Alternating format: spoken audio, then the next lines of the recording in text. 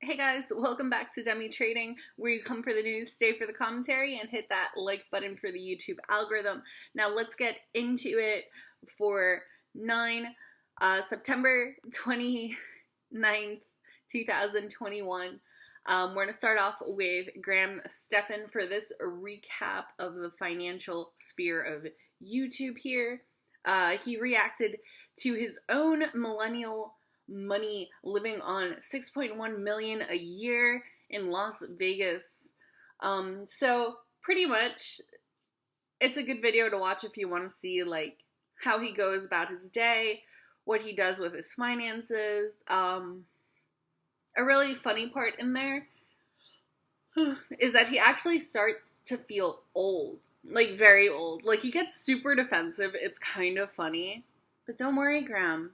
You're not old yet. Not yet. Then we have Millennial Money, which I do believe is now being shifted over to Tuesdays instead of Wednesdays, since this is the second one. So, it's called The Market Crash. They talk about the U.S. debt numbers, and then they also talk about Cardano versus Ethereum. And then they actually use, I want to say like half of the whole Millennial Money episode to talk about the Zillow TikTok issue. Plus the fact that Philip DeFranco talked about Kevin's reaction to the Zillow TikTok video. So that was pretty good. If you don't know about it, pretty much Zillow, a TikToker talked about Zillow being super sketchy with buying a bunch of houses and then trying to up the prices of the houses just through buying a bunch in a specific area. This is false, but could be an issue later on, you know, years further away. If they ever decided to do that, they could. But as of right now, it's not going on. And it's just not an issue. But yeah. Then we have Meet Kevin. He put out a bunch of videos. The first one that I'm going to be talking about is what Jerome Powell and Janet Yellen just said. So he divides this by what Janet said and then what Jerome said. What Janet Yellen was talking about the debt ceiling, how it has to be passed, the step-up tax basis that she actually wants to cut out. If you don't know what the step-up tax basis is, it's the cost basis of the house after inheriting it. Usually it becomes the new price of the house versus what like your parents had bought it for. And then she talked about the auditing bank transactions,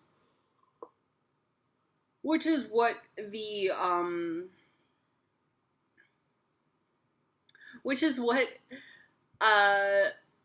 Democrats actually want to do. They want anything above $600 to be reported to the IRS so that they can look at your transactions and see if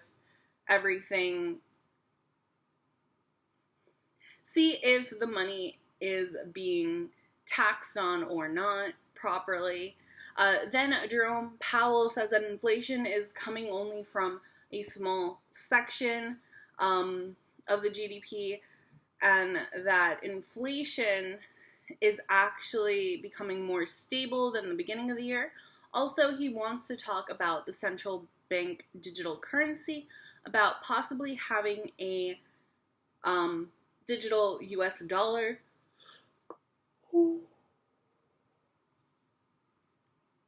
And also, he did talk about how they do need to crack down on cyber attack risks to actually make this a thing. So I would actually watch that video if you want to know a little bit more. Also, you can watch the video Stocks Fall in Yellen/Powell Talk, where you actually see the full conversation that Yellen and Powell had, but it is 3.5 hours long. So, I mean, up to you. The other one's like 15 minutes. Then we have the reason stocks are falling. This is an amazing video. I think that you should watch it. Has a lot of information packed into it.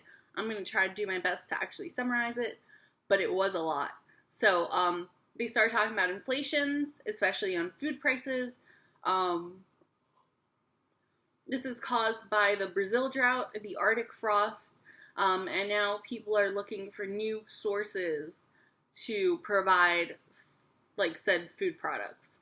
Then we do have the energy crisis, the natural gas shortage in the UK, the US, insanely high oil demand / major hurricanes, wow, okay.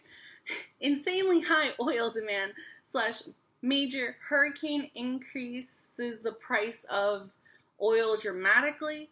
And then we do have Kevin saying that he thinks that Evergrande is the reason for the insane volatility that we've been seeing in the market in the last couple of weeks. This is because even though October is a due date where Evergrande needs to pay $3 billion, we also have the fact that Evergrande needs to pay $7 billion in 2022. He actually goes down and says when the due dates are and how much they need to pay in each. And he believes that even if Evergrande gets past the October due date, he doesn't believe that they're going to be able to make the payments in 2022. So he thinks that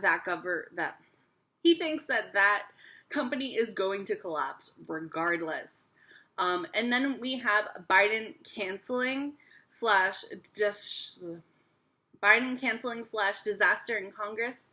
Now, this video, I would literally just jump to 12:48 and then watch it till the end. It's about 2 minutes or 1 minute on 2 times speed.